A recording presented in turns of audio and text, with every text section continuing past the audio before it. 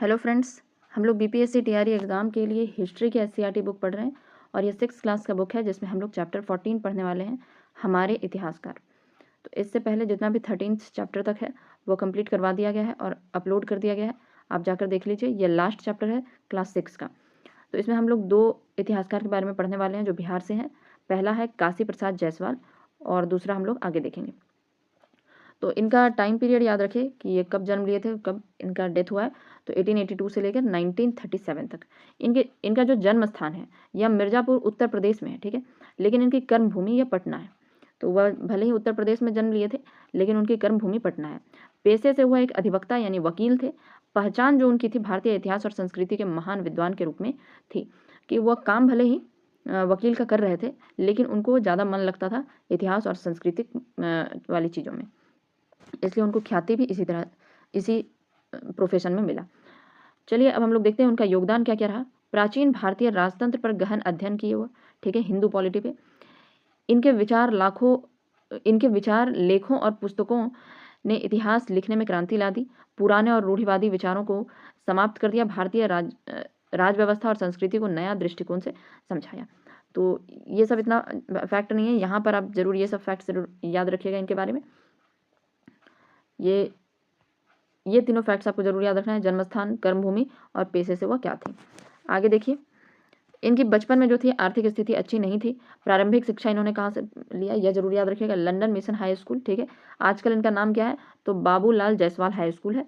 तो ये दोनों नाम जरूर याद रखिएगा। भारतीय स्वतंत्रता संग्राम पर गहरा प्रभाव पड़ा। तो ये सब केवल कहानी है कि आर्थिक स्थिति ठीक नहीं थी, भारतीय स्वतंत्रता संग्राम कर इन पर बहुत गहरा प्रभाव पड़ा। लेकिन जो फैक्चुअल चीज़ें हैं कि इन्होंने पढ़ाई कहाँ से की और उस स्कूल का नाम क्या है, तो ये सब जरूर याद रखना है। आगे देखिए, पैतृक व्यवसाय में इनको मन नहीं लगा और 25 वर्ष की आयु में यह इंग्लैंड जाने के लिए निश्चय किए। ऑक्सफोर्ड विश्वविद्यालय से उन्होंने इतिहास में एमए किया और अगले वर्ष बैरिस्ट्री की डिग्री प्राप्त की। तो याद रखिएगा 25 वर्ष में वो इंग्लैंड चले गए थे और कहाँ से पढ़ाई की, तो ऑक्सफोर्ड विश्वविद्यालय से उन्होंने पढ़ाई करी। इतिहास में इन्होंने एमए किया और अगले वर्ष, मतलब कि इतिहास में एमए करने के बाद अगले वर्ष उन्होंने बैरिस्ट्री की डिग्री प्राप्त की, ठीक है। तो एक बैरिस्ट्री यानी कि उन्होंने वकील वाला भी पढ़ाई किया और यह इतिहास वाला भी पढ़ाई किया था। आगे देखिए, स्वतंत्रता सेनानियों से संपर्क। जब वहाँ रह रहे थे तो वहाँ लंदन में रहते हुए श्यामजी कृष्ण वर्मा, लाला हरदयाल, विनायक दामोदर सावरकर, तो इन सब से इनका संपर्क हुआ था, ठीक है। तो नाम ये सब याद रखिएगा किनके साथ हुआ था। आगे देखते हैं भारत वापसी और वकालत। तो 1910 में जब वो पढ़ने के लिए गए थे तो उसके बाद वो 1910 में वापस अपने स्वदेश लौट गए थे। कलकत्ता में उन्होंने वकालत शुरू की। बाद में कलकत्ता विश्वविद्यालय में इतिहास पढ़ाने लगे थे। क्रांतिकारी विचार उनके बहुत ज़्यादा थे, इसलिए सरकार ने उन्हें पद त्यागने के लिए मजबूर कर दिया। पहले उन्होंने वह आए थे तो वकालत शुरू की, फिर कलकत्ता विश्वविद्यालय में उन्होंने इतिहास पढ़ाना शुरू किया, लेकिन उनकी जो विचार थे वो बहुत ही क्रांतिकारी थे। तो सरकार ने उनको कहा कि आप यह पद त्याग दीजिए, आप ठीक नहीं है इस पद के लिए, ठीक है। 1919 में फिर क्या हुआ था कि पटना विश्वविद्यालय ने इन्हें भारतीय पुरातत्व और संस्कृति विभाग का रीडर बनने के लिए आग्रह किया, लेकिन इन्होंने नहीं वो ऑप्ट किया और उसके बाद वह अपनी आवश्यकताओं को देखते हुए सरकार की गलत नीतियों के कारण विश्वविद्यालय तो उनको छोड़ना ही पड़ा, पटना विश्वविद्यालय भी, और अंततः उनको वकालत से ही जीवन यापन करना पड़ा, ठीक है।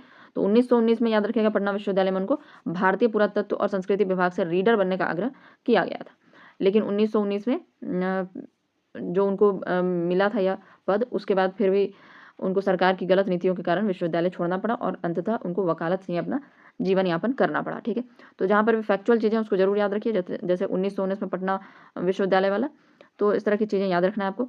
चलिए, उसके बाद ये किस टॉपिक पे, मतलब टॉपिक तो नहीं बोलेंगे, मतलब किस के वकील थे, मतलब किस विषय के वकील थे, तो हिंदू कानून, ठीक है, और आयकर के विशेषज्ञ वकील थे। मनुस्मृति और याज्ञवल्क्य की स्मृति का उन्होंने गहन शोध किया था, क्योंकि इतिहास में इनको रुचि थी, इसलिए मनुस्मृति और याज्ञवल्क्य स्मृति पर गहन शोध किया, ठीक है। तो यह सब चीज़ें आपको याद रखना है, ठीक है। यहाँ फैक्चुअल चीज़ें हैं, जहाँ पर कहानी वाला चीज़ लगता है उसको हटा दीजिए, जहाँ फैक्चुअल है उसको याद रखिए, ठीक है, क्योंकि यहाँ से क्वेश्चन बहुत ज़्यादा बनता है और वह किसी भी एग्जाम में बनता है, ठीक है। केवल बीपीएससी टीआरई में नहीं, हो सकता है बीपीएससी का जो पीसीएस वाला एग्जाम होता है उसमें भी आपसे पूछा जा सकता है। इतिहास और संस्कृति में योगदान देखिए, तो प्राचीन भारतीय इतिहास पर लगातार शोध करते रहते थे वह। पूरा लिपि यानी एपिग्राफी और प्राचीन मुद्रा यानी न्यूमिस्मेटिक, पुरानी जो मुद्राएं होती उस पर वह बहुत ज़्यादा शोध करते रहते थे। आदत थी उनकी, जब जेब में हमेशा एक अनपढ़ा सिक्का, यानी कि जो सिक्का अभी तक पढ़ा नहीं गया, उसको रखते थे और जब भी फुर्सत मिलती थी उनको वकालत से, तो वो उस पर शोध करते थे, ठीक है। तो ये दोनों बातें भी याद रखिएगा कि वह एपिग्राफी यानी कि पूरा लिपि और प्राचीन मुद्रा न्यूमिस्मेटिक्स के बड़े ज्ञाता थे। आगे देखिए, संस्थाएं और संगठन। Bihar and Orissa research society के वह संस्थापक सदस्य थे। इस संस्था की जितनी भी शोध पत्रिकाएं छापी जाती थी वह उनके आजीवन संपादक रहे, ठीक है, मतलब जब तक उनका जीवन रहा तब तक वहाँ पर वह संपादक का काम करते रहे। पटना संग्रहालय की स्थापना उन्हीं के प्रयासों का परिणाम है और वहाँ का जो पटना संग्रहालय का जो भवन है मुगल राजपूत कला का सुंदर उदाहरण है, ठीक है। तो आपको याद रखना, पहला तो Bihar and Orissa research society के संस्थापक सदस्य, वहाँ के आजीवन संपादक रहे और पटना संग्रहालय का स्थापना जो है उन्हीं के प्रयासों का परिणाम है। वहाँ का जो पटना संग्रहालय का भवन है वह मुगल राजपूत कला का सुंदर उदाहरण, यानी मुगल राजपूत जो कला है वहाँ पर बहुत ज़्यादा बढ़िया से दीवारों पर उकेरा गया है। आगे देखिए, बिहार इतिहास परिषद, ठीक है। तो डॉक्टर राजेंद्र प्रसाद की अध्यक्षता में की गई क्या बिहार इतिहास परिषद की स्थापना। कई समितियों और पत्रिकाओं से वो जुड़े रहे, कई सम्मेलन और संस्थाओं के भी अध्यक्ष रहे, ठीक है। तो याद रखिएगा बिहार इतिहास परिषद की अध्यक्ष मतलब कि जिस स्थापना करवाई थी और स्थापना डॉक्टर राजेंद्र प्रसाद की अध्यक्षता में की गई थी। तो इससे भी बिहार इतिहास परिषद से भी वो जुड़े हुए थे। हालांकि और भी बहुत सारे समितियों पत्रिकाओं से जुड़े हुए थे, सम्मेलन और संस्थाओं के सदस्य एवं अध्यक्ष रहे, लेकिन बिहार इतिहास परिषद को याद रखिएगा। बिहार के पर्सपेक्टिव से पढ़ रहे हैं इसलिए इसको याद रखना है, ठीक है। जैसे कि यहाँ पर पटना संग्रहालय में भी उन्हीं के प्रयासों से हो पाया था पटना संग्रहालय की स्थापना, उसी तरह फिर बिहार इतिहास परिषद के भी वह उससे भी जुड़े हुए थे। आगे देखते वह एक निर्भीक और मिलनसार स्वभाव के थे। निकट संबंधी उनके कौन कौन से थे, तो राहुल शंकराचार्य, रविन्द्रनाथ टैगोर, रामधारी सिंह दिनकर, ठीक है, ये सब उनके निकट संबंधी थे। और देखिए, तो यहाँ पर प्रमुख ग्रंथ और योगदान मतलब ग्रंथों में उनका क्या योगदान रहा वो देखिए। तो सबसे पहला वह कौन कौन सी किताबें लिखे थे, तो हिंदू पॉलिटी 1924 में लिखे थे। इस पुस्तक ने भारतीय इतिहास को देखने का दृष्टिकोण बदल दिया, भारत को एक गौरवशाली अतीत को उजागर किया। बेसिकली इसमें क्या दिया हुआ था, भारत में प्रजातांत्रिक व्यवस्था उत्तर वैदिक काल से ही मौजूद थी, ठीक है। यह वह प्रूफ कर रहे थे कि उत्तर वैदिक काल से ही हमारे यहाँ पर प्रजातांत्रिक व्यवस्था थी। प्राचीन भारत में निरंकुश राजतंत्र नहीं था, और मतलब कि पहला जो भारत था उसमें निरंकुश राजतंत्र नहीं था। राजतंत्र संवैधानिक और उत्तरदायी था, मतलब राजतंत्र जो अगर था भी तो वह संवैधानिक था और उत्तरदायी था, ठीक ना। मतलब कि ऐसा नहीं कि निरंकुश राजतंत्र नहीं था, अगर था भी तो। सबसे पहली बात तो वो कहना है कि इस बुक में वो बता रहे हैं कि वैदिक काल से ही, उत्तर वैदिक काल से ही हमारे यहाँ प्रजातांत्रिक व्यवस्था थी, ठीक है। और अगर राजतंत्र था भी तो वह संवैधानिक था, उत्तरदायी था, निरंकुश नहीं कि कोई भी उठेगा पुठेगा और जाके किसी को भी मार देगा, कुछ भी कर देगा, ऐसा नहीं था। संविधान के हिसाब से चलता था। पुस्तक के 2 भाग थे, पहला में था प्रजातंत्र का विवरण और दूसरे में राजतंत्र का विवरण, ठीक है, क्योंकि उन्होंने माना है कि हमारे यहाँ पर प्रजातंत्र भी थी और राजतंत्र भी था, लेकिन राजतंत्र जो था वह संवैधानिक था, उत्तरदायी था, ठीक है। निरंकुश राजतंत्र नहीं था हमारे प्राचीन भारत में, इसलिए उनका 2 भाग है, प्रजातंत्र का विवरण और राजतंत्र का विवरण, ठीक है। तो एक हिंदू पॉलिटी याद रखिएगा किस बारे में है, तो यह राजतंत्र और प्रजातंत्र का विवरण के बारे में 1924 में लिखा गया है, ठीक है, मतलब प्रकाशित किया गया था, लिखा तो नहीं गया था, प्रकाशित किया गया था। अगला देखिए, दूसरा उनका बुक है history of India. History of India में वह 150 ईस्वी से लेकर 350 ईस्वी तक का हिस्ट्री लिखते हैं। यह 1930 में प्रकाशित हुआ, ठीक है। तो जरूर याद रखिएगा, एक 1924 में, एक 1930 में। कुषाण साम्राज्य का अंत और गुप्त साम्राज्य के बीच की अवधि का इसमें अध्ययन किया गया है, मतलब उसमें लिखा गया है। कुषाण साम्राज्य का अंत और गुप्त साम्राज्य के बीच का अवधि का इसमें दिया गया है। साहित्य अभिलेख और सिक्कों के आधार पर है, ठीक है। गुप्त साम्राज्य के पूर्व नाग और वकाटक वंश के इतिहास पर प्रकाश डाला गया, ठीक है।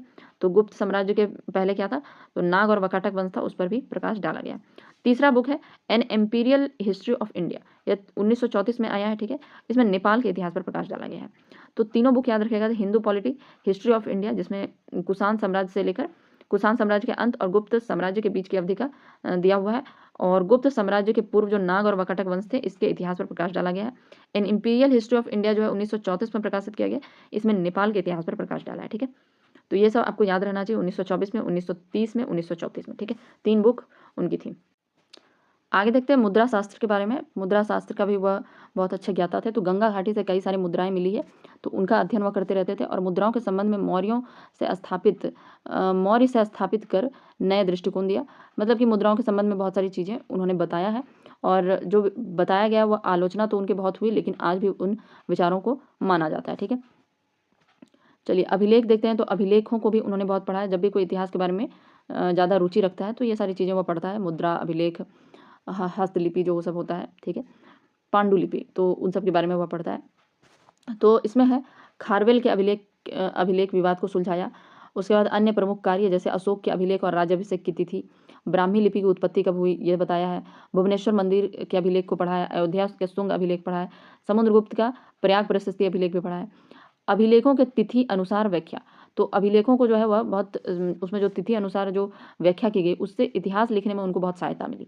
ठीक है, क्योंकि अभिलेखों में क्या होता है, डेट से लिखे होते हैं, कब लिखा गया है, क्या हुआ है। अभिलेख मतलब होता है कि कोई भी पत्थर पर कुछ उकेरा गया है। ठीक है, तो उसमें जब कुछ बड़ा बड़ा काम करता है आदमी या कुछ किसी को कुछ इन्फॉर्मेशन दूर दूर तक पहुंचाना होता है बहुत लोगों को, तो वो बोर्ड पे उस तरह से लिख देते हैं। ठीक है, जिससे कि वह हमेशा के लिए रहे और जो भी राहगीर आए, यात्री आए या वहाँ रहने वाले जो भी हो वह उनको पढ़ के समझ जाए। तो उसमें कई बार तिथि लिखा होता है, तो तिथि अनुसार अभिलेखों मतलब अभिलेखों को पढ़ा गया है, जिससे इतिहास लिखने में उनको बहुत सहायता मिली। इतिहास लिखने की पद्धति, परंपरावादी इतिहासकार नहीं थे वे, मतलब जैसे कि नॉर्मली सब इतिहासकार होते हैं उस तरीके के नहीं थे। प्रॉपर तर्क वितर्क करके उसके बाद लिखते थे। पाश्चात्य इतिहासकारों की तरह वैज्ञानिक दृष्टिकोण अपनाई।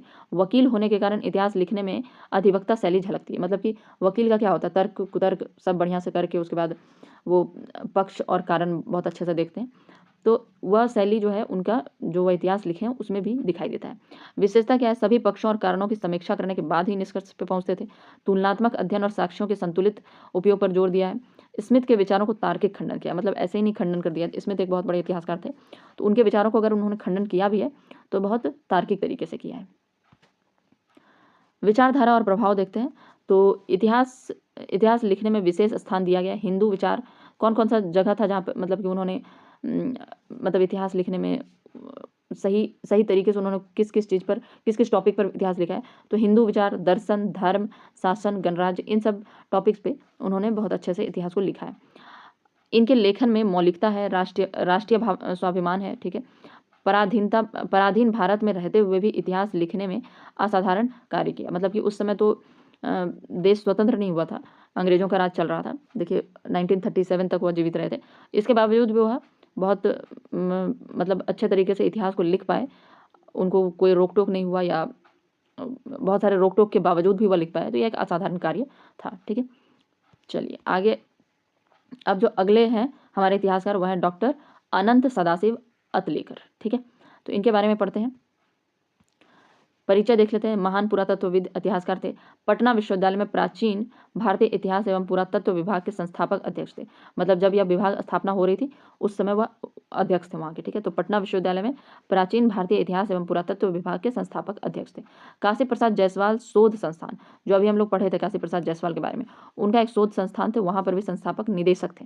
ठीक है, जैसे यहाँ संस्थापक अध्यक्ष थे उसी तरह यहाँ पर संस्थापक निदेशक थे। राजभाषा परिषद के सदस्य थे वे। ठीक है, तो यह सब उनके बारे में परिचय है। पहला तो पटना विश्वविद्यालय में प्राचीन भारतीय इतिहास एवं पुरातत्व विभाग के संस्थापक अध्यक्ष थे। काशी प्रसाद जायसवाल शोध संस्थान के संस्थापक निदेशक थे। राष्ट्रभाषा परिषद के सदस्य थे। ठीक है, तो यह याद रखिएगा। चलिए आगे देखते हैं। पटना विश्वविद्यालय आने से पहले, तो अभी हम लोग देखे थे पटना विश्वविद्यालय के बारे में, आने से पहले पुरातत्व, मुद्रा शास्त्र और संस्कृति में उद्यान में मतलब संस्कृति के उद्यान में उनका कार्य था। ठीक है, वैशाली के महत्व को उजागर किया। वैशाली बिहार का जो वैशाली जगह है, उनका शोध था वैशाली पे। ठीक है, तो वैशाली का अंधकार युग, ठीक है, ये उनका शोध का नाम था। वैशाली की खुदाई कर भगवान बुद्ध के शरीर अवशेष स्तूप को दुनिया के सामने लाया। जैसे भगवान बुद्ध के बहुत सारे, जब वो डेथ किए थे तो उनके शरीर को विभिन्न बहुत सारे टुकड़ों में तोड़कर और अलग अलग जगह स्तूप बनवाया गया था। ठीक है, तो उनका जहाँ पर शरीर अवशेष स्तूप था वह वैशाली में था। उसको खुदाई करवा के वह निकलवाए थे मतलब उनको दुनिया के सामने लेकर आए थे। ये नहीं कि शरीर निकाला गया था, स्तूप को निकाला गया था। ठीक है, तो यहाँ पर एक पुस्तक है बिहार थ्रू द एजेज, तो यह बिहार के राज्यपाल RR दिवाकर द्वारा संपादित किया गया था। इसमें इनका बहुत ज़्यादा योगदान था। ठीक है, बिहार सरकार के आग्रह पर बिहार का संपूर्ण इतिहास लिखने की योजना बनाए थे वह, लेकिन उनका उससे पहले ही निधन हो गया। ठीक है, तो यह इतिहास लिखने का कार्य जो है, बिहार का इतिहास लिखने का, वह अधूरा रह गया। उसके बाद अगले जो आए और भी इतिहासकार, उन्होंने इस काम को पूरा किया। ठीक है, आगे देखते हैं। शैक्षणिक एवं संस्थागत कार्य। पटना विश्वविद्यालय से अवकाश के बाद, मतलब पटना विश्वविद्यालय में तो कुछ समय तक रहे थे, उसके बाद उन्होंने जब अवकाश लिया तो KP जायसवाल शोध संस्थान में पूर्णकालिक निदेशक बने रहे। ठीक है, वह जब संस्थापक निदेशक थे, लेकिन बाद में वह पूरे आजीवन काल वह निदेशक वहाँ के बने रहे। न्यूमिस्मेटिक सोसाइटी, मुद्रा शास्त्र संस्थान के अध्यक्ष सदस्य। इसके भवन इसका भवन का नाम जो है अतलेकर भवन अब रख दिया गया है, मुद्रा शास्त्र संस्था का। कई पत्र पत्रिकाओं का संपादन करते थे।